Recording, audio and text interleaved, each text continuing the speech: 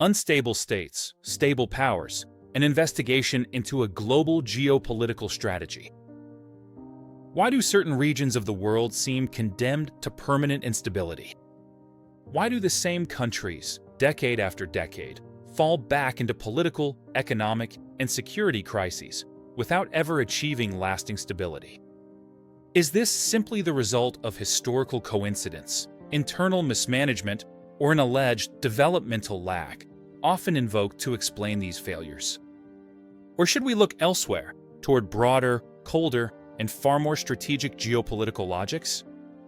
In this investigation, we explore a disturbing hypothesis: the strategic interest of major global powers in keeping certain states, particularly in the Arab and Islamic world, in a condition of controlled instability, ensuring their weakness, dependence, and the preservation of global hegemony.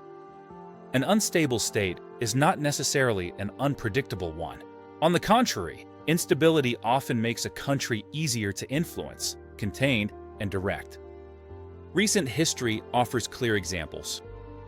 In the 1950s, when Iran nationalized its oil industry under Prime Minister Mohammad Mossadegh, the response was swift. In 1953, a coup supported by Western intelligence services overthrew the democratically elected government.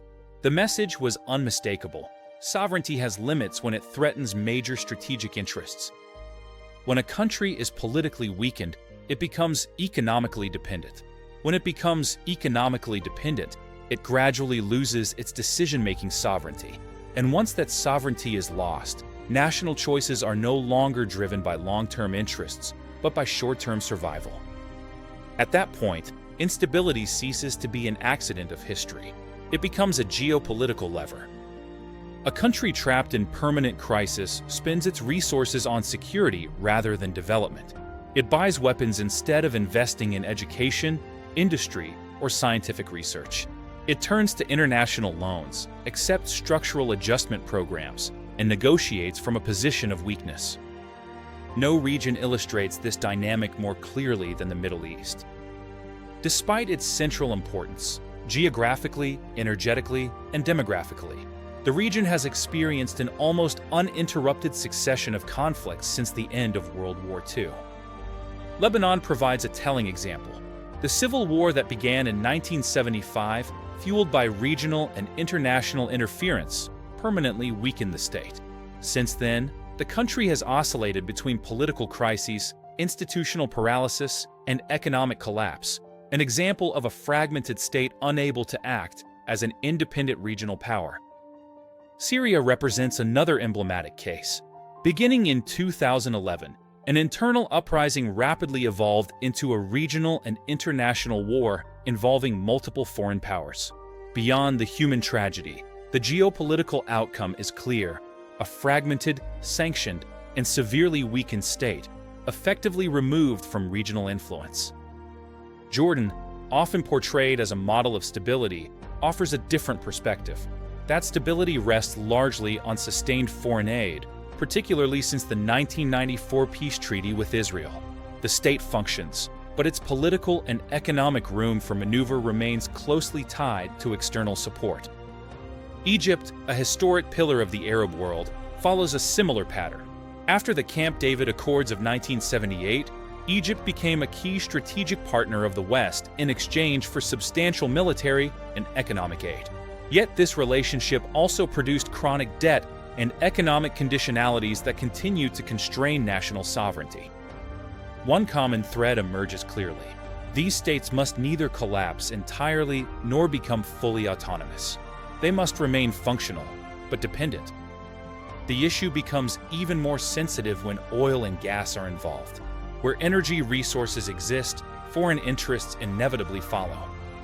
Iraq stands as perhaps the most striking example. In 2003, the invasion of the country led to the collapse of the Iraqi state and the dismantling of its institutions. Despite possessing some of the world's largest oil reserves, Iraq entered a prolonged period of instability. More than 2 decades later, full political and security sovereignty remains elusive.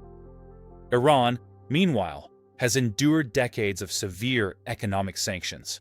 Since the 1979 revolution, every attempt at strategic independence has been met with diplomatic, economic, and technological pressure.